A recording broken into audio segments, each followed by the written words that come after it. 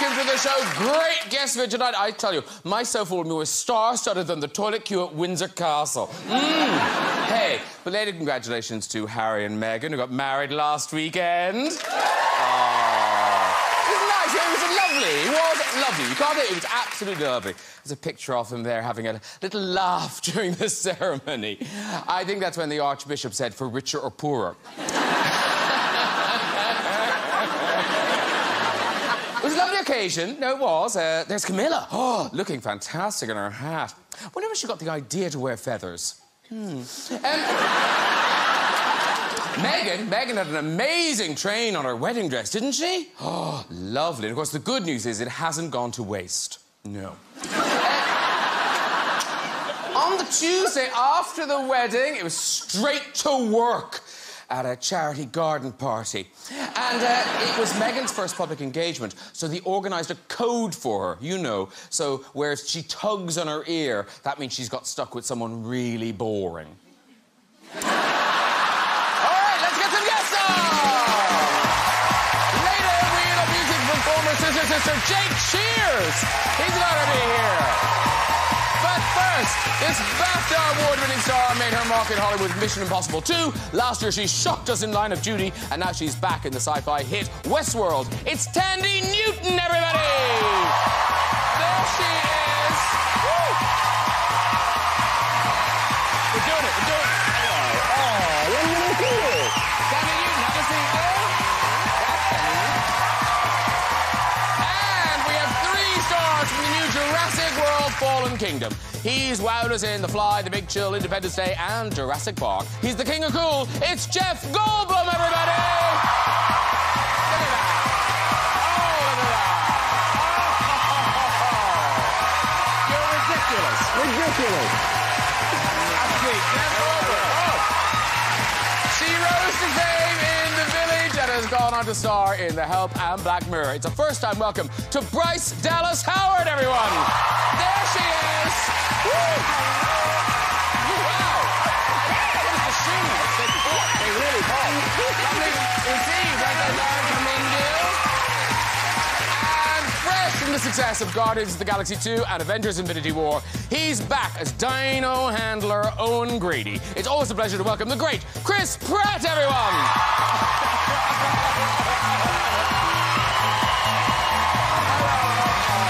Good to see you. Good to have a seat.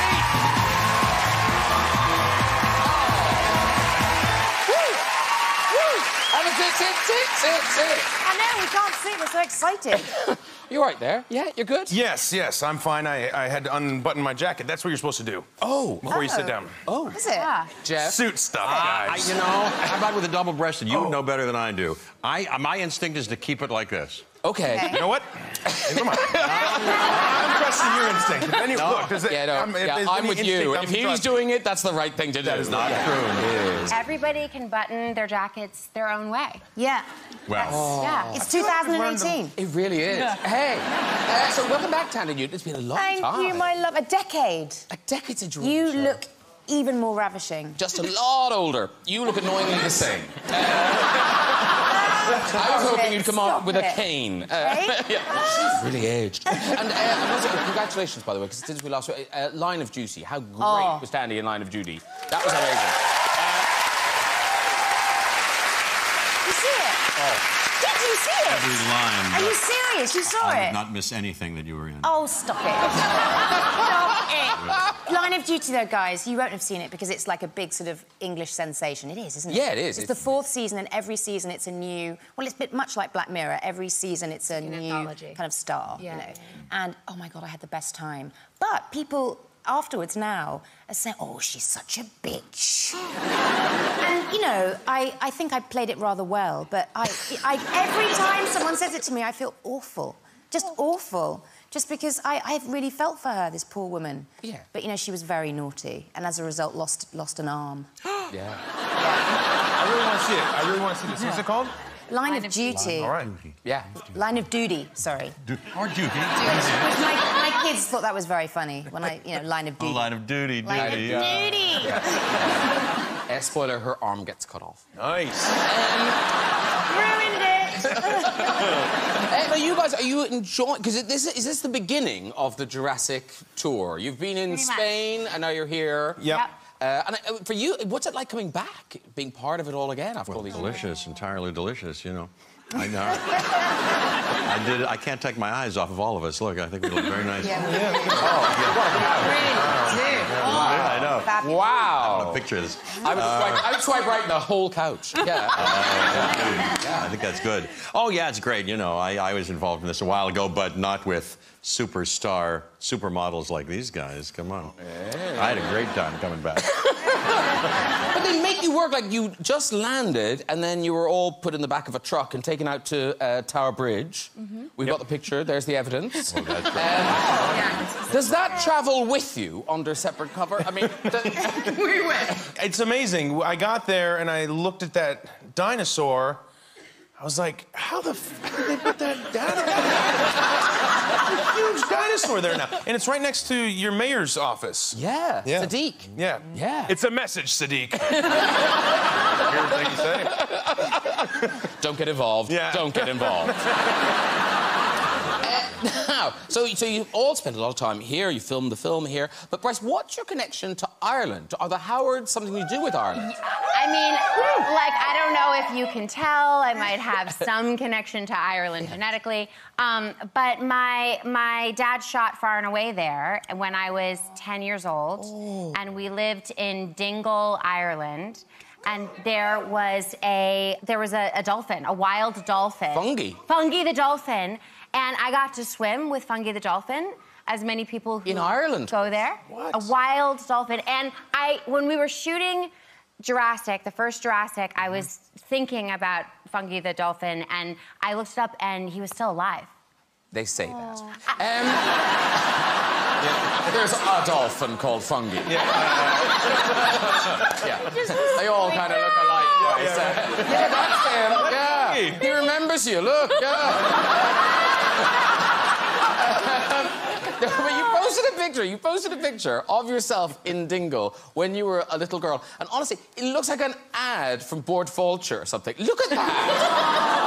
My God. Did Ron Howard, did he steal you from a family in Ireland? Like, is there other people watching now going, there she is! I mean, this was our backyard in Dingle. And this was, I think it was a one-bedroom house, and my parents stayed in kind of like the kitchen/living room area, and myself and my 3 siblings, we all shared a bed, and there were sheep outside the window and rolling hills, and it was all very idyllic.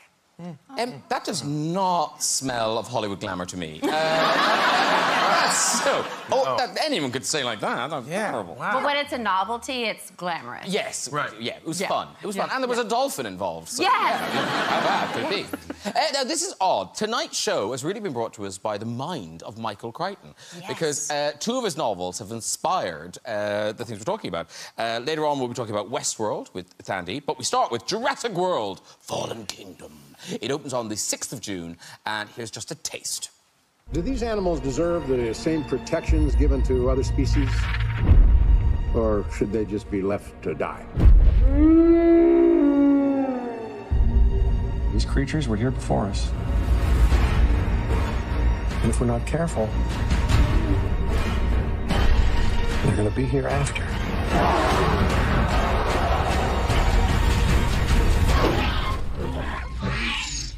You know me.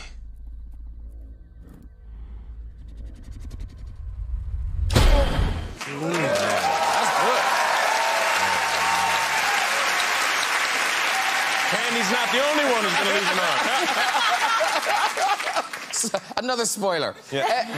So this is honestly, it's everything you want. It's out of control dinosaurs, but now with added volcano. Yes. It's great. Yeah. I mean, I know it's very hard to tell us about it because it is dinosaurs out of control. That was originally going to be the catchphrase, but they realized it was terrible. Jurassic World, dinosaurs out of control. Nope. No one responded positively in the test group to dinosaurs out of control. It's hard. I mean, the thing is I think everybody people have come to expect something from a Jurassic movie. we're coming on the 25th anniversary of the original Jurassic Park, which is, I mean, one of the best movies ever. Thanks in large part to your wonderful guest, Jeff. And so I think, you know, you really, you don't have to say too much, but it is important for us to acknowledge that there's this, you know, catastrophic event that's destroying the island, and the story is expanding outward, and we're moving it off of the island. And obviously, you know, Chris and Bryce, lots of action sequences, big chases and everything. Jeff, a lot of fine chair work from you. Thank you so much. Look, I can't get out of character. I still like to sit. I love to sit whenever I can.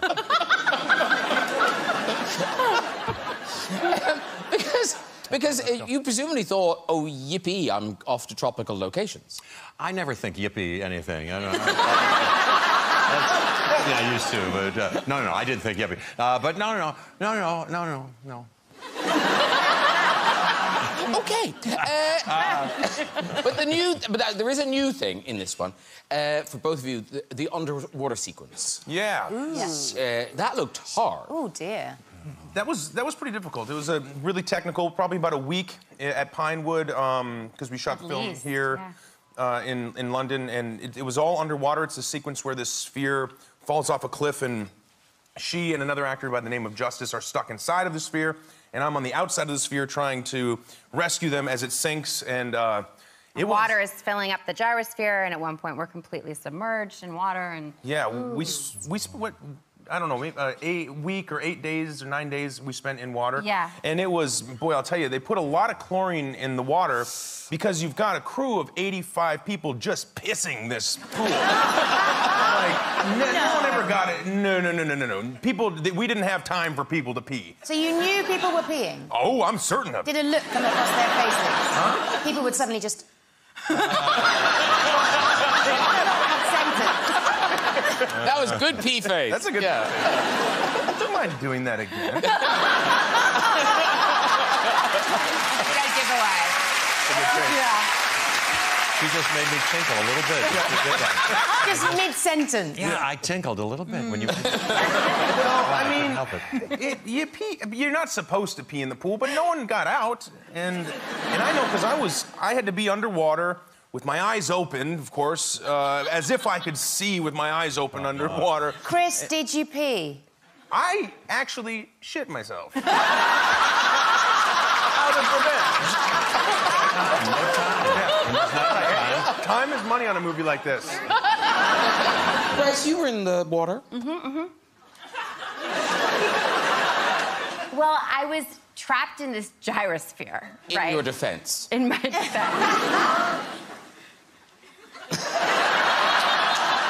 I just felt this freedom as I was working, you know what I mean?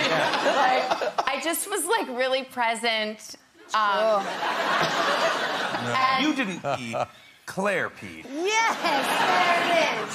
Claire was panicked. Lost it. Yeah, she's such a good actress. Scared for her life. Yeah. Every time you've said that for the last, like, 7 months, I'm like... Wasn't happy. I'm just so deeply ashamed. Oh, I forgive you. It's okay. But I really made an effort to stay as dehydrated as possible. Yes. The entire time. Now, we've got another clip. This is the two of you, and you are in some dino danger. Okay. Okay. Get in!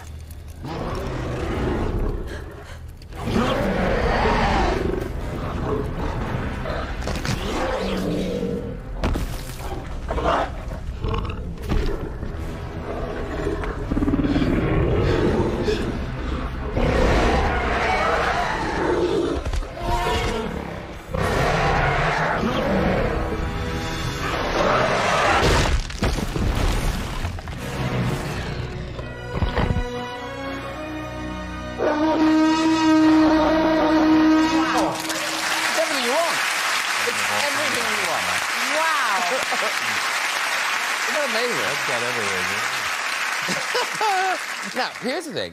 Jeff Goldblum, you would think you are so distinctive looking. You know, you see you and you kind of that is Jeff Goldblum, nobody else. And yet, so many men think they look like you. Well, Even if they wear glasses, they're on it. I guess. A lot of people come up to me, and in fact, and say, oh, my whole life I've been told I look exactly like you. That's so weird, isn't it? It's a little bit, but and it's a wide range of looking people, I must say. But I try to be diplomatic. I always say the same thing. Well, that's flattering to me, says I. Nice. I wish I looked like you. No, and he's not making up because people post it all the time.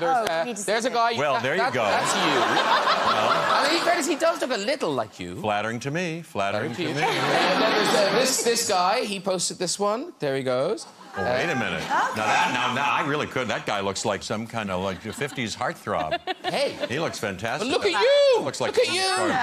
Well. Check that out. Yeah. And, see this one? He's a bit like a man in glasses. Wait a minute. Hey, isn't that a young picture of Allen Ginsberg? Is it? I think that's a young picture of Allen Ginsberg. He's been obsessed by you for years. Well, look him up. He wrote a famous poem called Howl. I'll bet you two could recite it and go.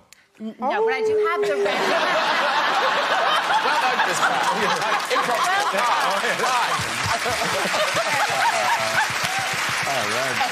Actually, weirdly, when we announced that you were coming on the show, Jeff, a lady emailed us and said, oh, we're coming to the show, and my husband is told all the time that he looks like you. So let's have a look at him. Where is Andy? Where's Andy now? There's Andy. Oh, now...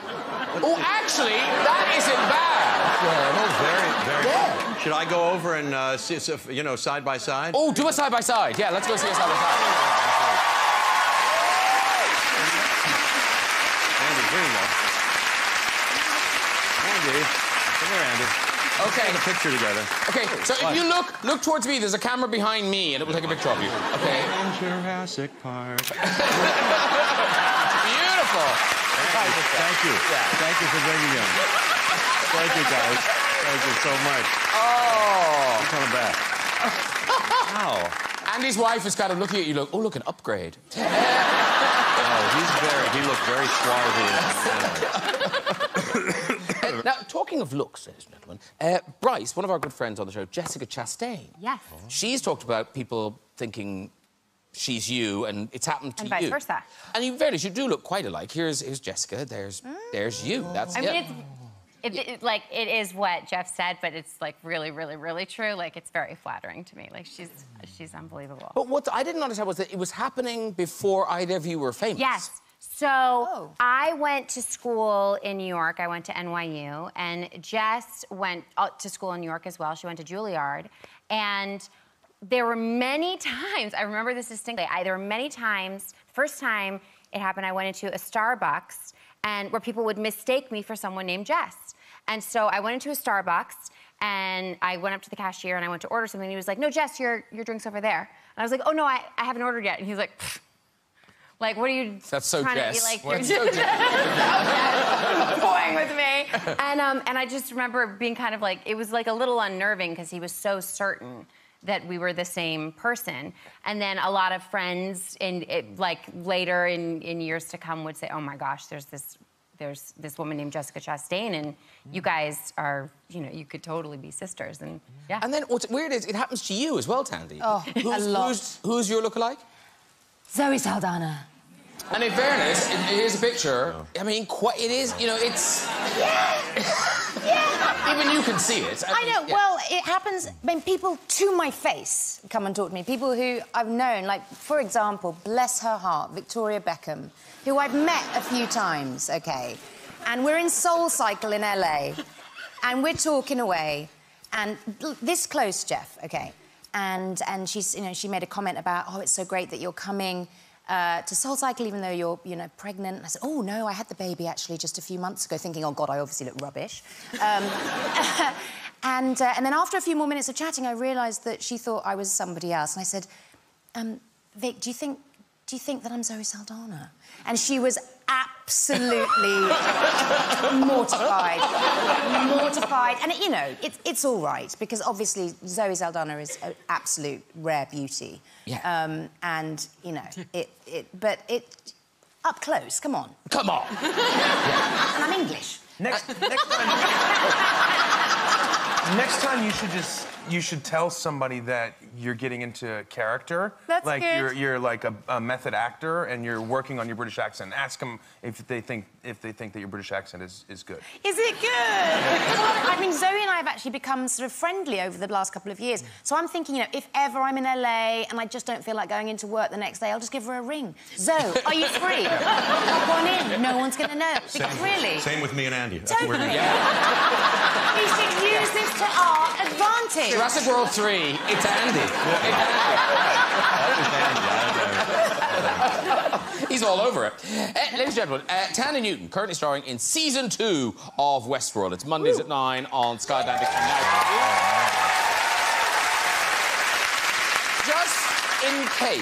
Just in case people have, I don't know, come from another planet, can you just briefly explain the premise of Westworld? The premise of Westworld. OK, so Westworld is set maybe between 50 and 80 years into the future, and it's about a theme park, which costs a huge amount to go to.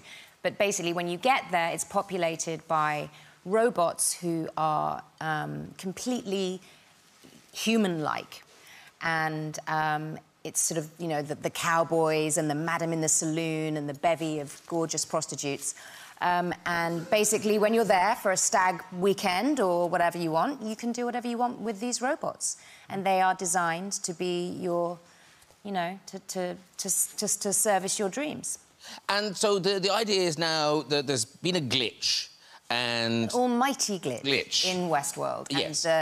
And the robots have come to realise that they're not human.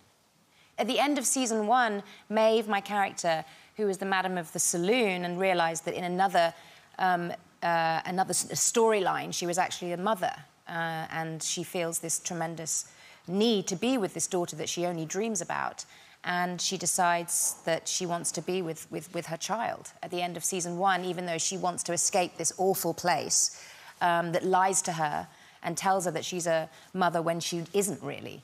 But she comes to realise that she wants to fulfil this reality for her, that she, you know, to find her daughter and to go back into Westworld. Well, we've got a clip. Now, this is from an episode that just aired, and it's where you stumble into Shogun World. Shogun World. And you're discovering you have a new ability. We'll talk about it after this.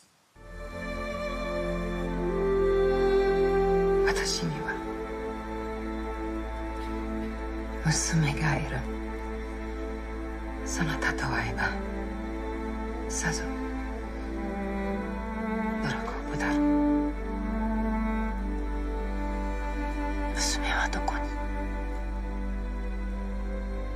新世界そなたが耳にした私が話しようそなたと桜をもしも新世界に誠があるそなたがこの世で生きた人生は皆偽りNo, no, no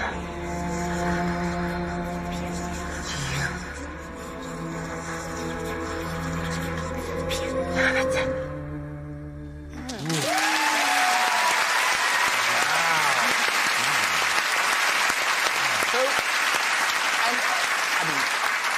I only know this because I was told this, but that Japanese, it isn't just regular Japanese. No, it's not. It's traditional Japanese, which is so incredibly difficult to learn. But I imagine regular Japanese is quite hard. Yes, yes. Yeah, I mean, I didn't realise that I was being taught traditional Japanese until actors that came in to shoot Shogun World who spoke modern Japanese were like, oh, my God, how are you doing this? Because even for them, it was quite tricky. But yeah, it was amazing. And can you speak it a bit now? I can, yeah, I can actually. I can. I can't think of what I'd like you to say. Ketsumatsu o hanashimashou ka. Dewa, katana o same hanashimau ka. Any idea? Chris is going, go. Did you just ask me on a date? Okay. No. How do I say okay in traditional Japanese? Let me respect. You could just say yes, which is hi. Hi. Cool. No, what did you really say? I said, let's lay down our swords and have a dignified conversation. Which is more traditional. We kind of said that backstage, didn't we? Yeah, we said, hey, come on, let's just do it. That was really... Jeff, now, can you speak any Japanese? Because you were just in Japan, I think. Just came from Japan a couple of days ago. Did you really? Yeah, doing publicity for Isle of Dogs, the Wes Anderson. Oh, love that film. Well, how did this happen, Jeff? Oh, that's funny. Everybody was so nice and wonderful there, very sweet and beautiful. They had at the premiere, we had a premiere, and Wes Anderson was there. A couple of sumo wrestlers came to add color and a ritual something or other. Sure thing. And I took a funny picture with them. Yeah. Before they squished you. Yeah, can you imagine? Now, in Westworld, and, you know, a lot of people, I'm sure, have talked to you about the amount of nudity in Westworld. But I think what's interesting is it's your very practical reason for saying no to a merkin. I did say no to my merkin. Yes. Well, number one, to be honest, one of the reasons why they provided them is because a lot of women do things to alter what's going on down there. Yeah. So I didn't need the merkin because I don't alter anything. Good to know. All 70s bush. And obviously, because it was a period piece, you couldn't have any alterations down there. No! All right? You know, because they weren't doing that back in, you know, Chris, back in those days. They weren't altering things. In Westworld. You know, in saloons. Back in, you know, that time, the prairie, the wide-open prairie, they weren't waxing and stripping and plucking and, you know, shaking. The guys on the stag do's would have complained. They would have done it. Yeah. Been like, what are you doing down there? This is so historically inaccurate. It's so inaccurate. Yeah. Anyway. I want my money back. But I also said no because it took, you know, it was another, like, 45 minutes to get that thing glued on, and I wanted to go home to my 2-year-old. Yeah. Aww. Yeah, I didn't want to spend time doing that. Yeah. Is there? I know that it's probably has something to do with historical accuracy, but I think that also isn't there like a you guys? You're not as prudish as we are in the States, but there's something about a rating too, right? Like for a rated R thing, like I've heard there's like instances where they have to put merkins on women who would get a bikini wax because it's a rating thing. Like you can see a bush, but if you see one with no bush, then it's like somehow more salacious and can't pass the rating thing. Okay. I'm pro-bush, okay? I like bush. Nice. Yeah. I'm glad that you got it covered. Yeah, I'm glad we established. Yeah. What's weird is I brought it up because because you were rushing home. You were rushing home to your baby. Yes. So you've got a baby, but is it your daughter is now in movies? I know. We were all at Blinken Pinewood. While we were there, I was shooting Star Wars with your papa, who is the loveliest man. And you were shooting Jurassic World, and Tim Burton was shooting Dumbo, and my daughter is one of the leads in his new film, Dumbo. Yes. Wow. Yeah, and it was, like, really an accident. We just thought she'd maybe have a couple of days here and there, kids' part, and she's in it the whole way through, so I would meet her for lunch. You know, her in her costume, me in my costume. She's 12 years old. Oh, my God, it was adorable. Me dressed, you know, in my Val costume, you know, dun, dun, dun, dun, dun. And her in her, Tim Burton-esque, exquisite. Does it freak you out that your 12-year-old daughter is kind of entering this world? No, because she's got me. Doesn't freak me out one bit. You got to get past me. And because in the Howard family, obviously your dad, Ron Howard, but there's a tradition that you appear. Yes. How many of his films have you appeared in? Oh gosh, I mean I don't know the number. I mean, it starts when you're 7 years old. But no, younger than that. We've got a picture of you on Cocoon. Oh, well, that's just me on the movie set. Oh, okay. So, yeah, we were just always on movie sets. That's just, like, that's where we were raised, and that's where we were comfortable. And, and we had to wait until we were 7 years old in order to, like, be in the movie. Like, it just as, like, an extra, you know. In the so was Parenthood your first one? Yes, I was 7, and I was so excited. And I was an all-night shoot for 3 nights. At all? No, more or less the same. You picked the hairstyle, you've gone with it. This will do me for life.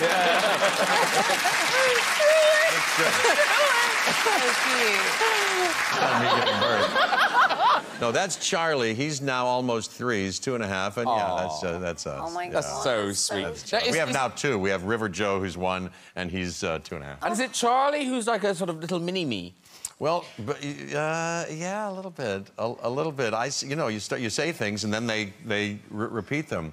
He says a couple of things that I say. My dad, and this is probably a regionalism, used to say asses and elbows, meaning we'd be in the kitchen washing pots and pans, and if I participated, I'd be kind of, and he'd come on, let's really get in there, asses and elbows, asses and elbows. So now, Charlie, I'm often in charge of seeing him brush his teeth and teaching him. That takes a while. So he kind of, you know, does a little bit of this, and I go, come on, asses and elbows, asses and elbows, and he says it's fun to hear him say asses and elbows.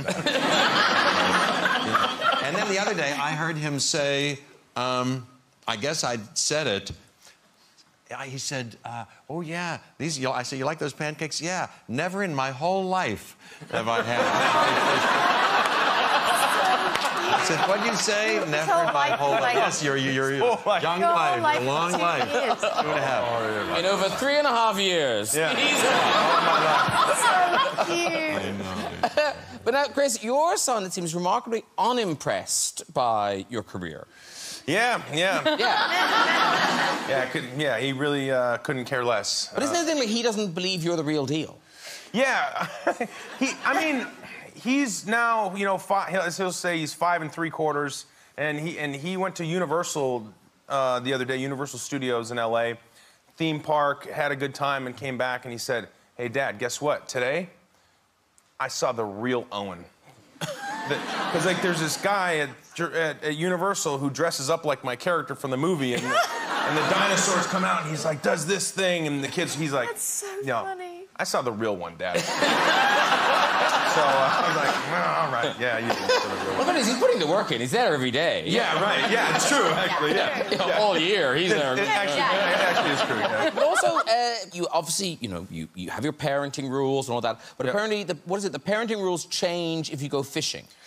Yes, that's right. That's right. I have a farm up in Washington State, and on this farm is a lake, and it's we fish a lot for bass on this lake, my son and I. And I had this rule with my old man, and I have it with my son, which is when you're fishing, you can swear. You can just swear when you're fishing. It's just the guys. Go ahead and let loose. And so we're out fishing. He catches a fish, and I'm trying to get him to take a picture with the fish before we let it go. And it flops out of his hands, and these bass have these little spines on their back. And the fin pokes him in the hand, falls in the water. He starts to cry. And he's like, oh, and I said, hey, buddy, are you all right? You all right? He said, oh, Dad, I'm about to swear. I said, hey, you know the rules. And he goes, that bass is stupid. Well, you know, I think we say, hey, don't say call someone stupid, that's bad. You shouldn't say that. And he continues to cry. I said, did you feel better?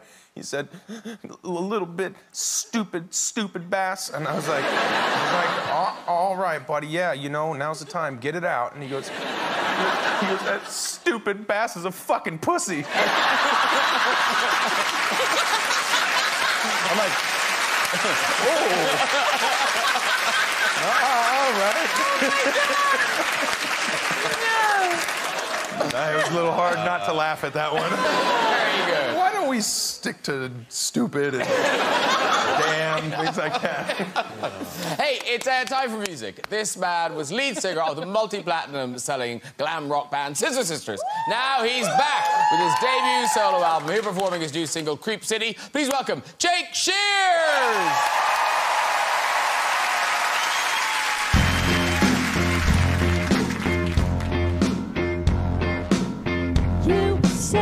To come and sort your mind, but did you mean it?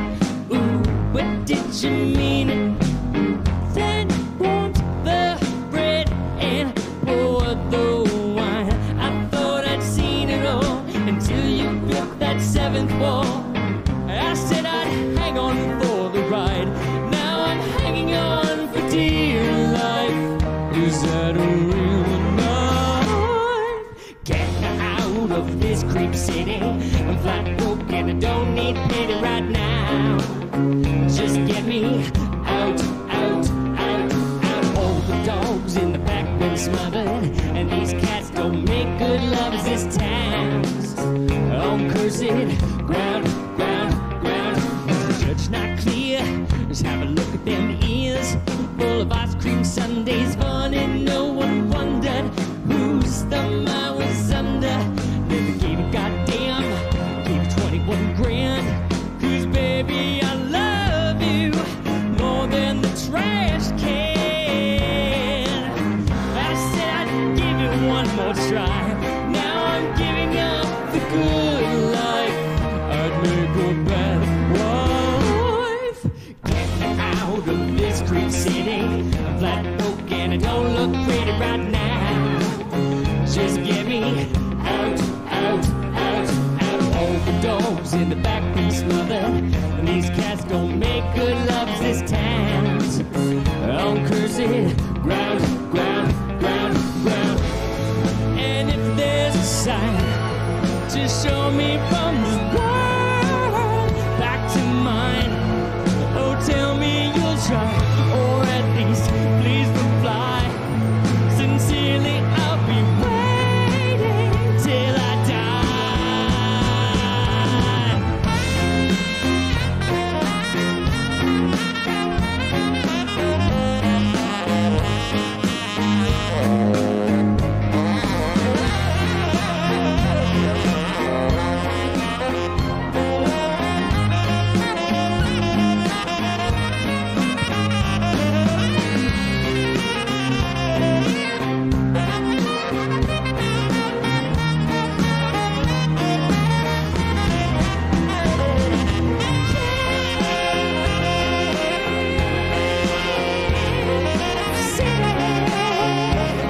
No, I'm never gonna shave my face clean.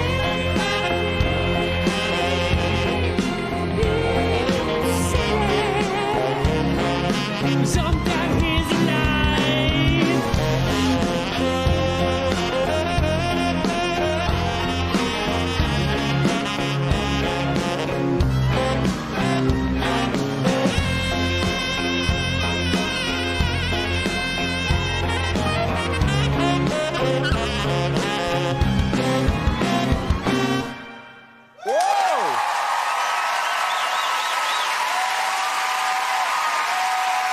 Jake Shears, everybody! Great job, sir. Come on over and join us. Oh, Jake Shears, everybody, and that band. Let's hear from them. Hello there. Come say hi to Ernie. This is Thandie, Jeff, Bryce, Chris. There they all are. Jake Shears. Lovely meeting you. Thank you. Fantastic. So that's the single. That's the single. Well, there's a ton of them. Okay. There's a load of them. There's a whole bunch in the can. Oh, but that one's out now, right? That one today, yeah. Okay. As of today. Today. Yes. And but ladies and gentlemen, that is just part of an album, your first solo album. Yeah. Yeah. They've been working on it for years. You can pre-order it now. That is the cover of Jake Shears. There he is. And it's out in August, I think. It comes out August 10th. Yeah, August we're 10th. announcing But you can today. pre-order it now. You can pre-order it today. Today is the day. August 10th. Wow. And I'm so excited. It's so fucking good. I'm so excited. It's so good. I'm incredibly proud of it. I'm really proud of it. I've heard it. It's fantastic. And also, what's lovely is that you look so happy up there performing. I haven't done that in a while. Yeah. It's such a joy to be I don't know, performing again. I really miss performing. And I should also thank you very much. You sent me a copy of your memoir, Boys Keep Swinging, yes. Which I enjoyed so much. Thank you very much. It's terrific, because they're hard to do, those things, and it was a really good one. It's Thank excellent. you. Yeah. It's pretty, I think it's kind of juicy and fun. And there's a lot of juice in it. Yeah. The album's almost like a memoir in itself, isn't it? Kind of for the last couple years. The book goes up to 2006. And the album is very much about... I moved to New Orleans 3 years ago and split my time between New Orleans and LA. So it's really about that sort of transition and, being in a brand new city and Yeah. So it's very autobiographical. I'm such a huge fan of yours. Oh, thank you. Thank you very much. I feel a bit trembly. Oh. I love Scissor Sisters so much. It really defined a time in my life. So I'm very, very honoured. That's the great thing about music is it makes memories. And my goal always has been to make it accessible to as many people as possible and to make people feel good and to just, like, bring some joy into the world. And you're going to bring more joy to Britain because you're doing a tour here, right? It's just some shows. We're just starting playing shows in August, so tickets go on sale today. Okay, yeah. So you can pre-order the album. It's a very busy day. Pre-order the album, then get that credit card, and you can buy tickets and go to see you gigging around the country. Yeah. Thank you so much for coming and Thank doing you all for that live and everything. It was terrific. Jake Shears, everybody. Tour, album, book, so busy. Right, that is nearly it. Before we go, time for a visit to the big red chair. Who's there? Hello. Hi. Hello. You're on. You're on. Who are you? Jodie. Jodie, lovely. And what do you do, Jodie? I work in e-commerce. In e-commerce? Yeah. I'm fascinating. OK, off you go with your story. So, when I was in university, we went on a typical night out. My friend brought home a guy, and the next morning we all had a cup of tea, like gossip about the night, and something wasn't right about the tea. So then my friend went to go look in the kettle, and inside the kettle was the used condom.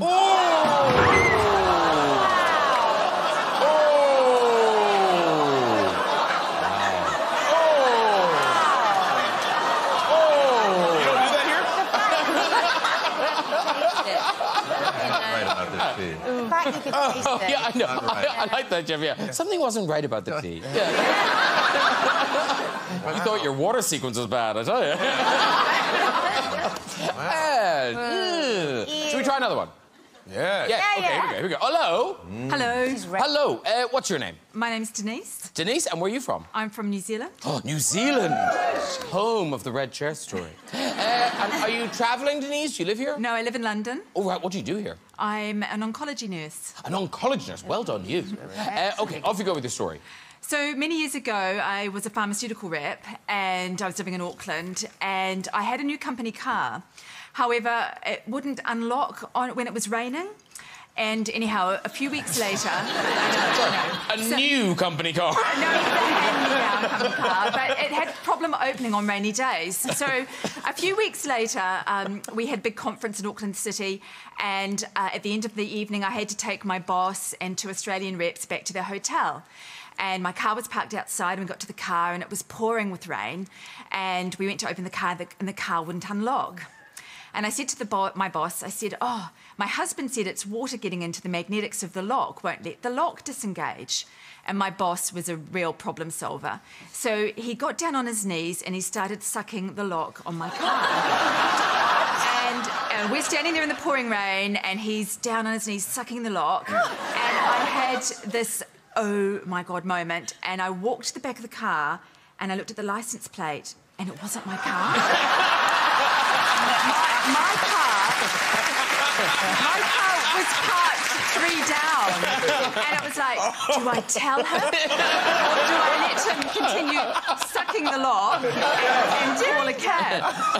Anyhow, he's sucking away and I tapped him on the shoulder and I went, oh, I'm really sorry, but this isn't my car. My car is parked down here. So we get to my car. Of course, it opens beautifully. And we all hop in the car and drive silently to the hotel. No one says a word.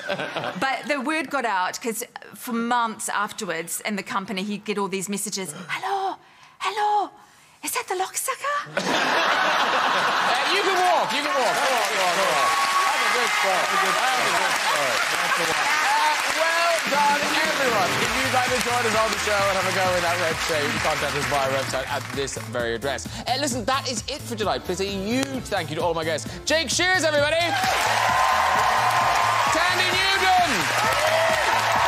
Jeff Goldblum. Bryce Dallas Howard.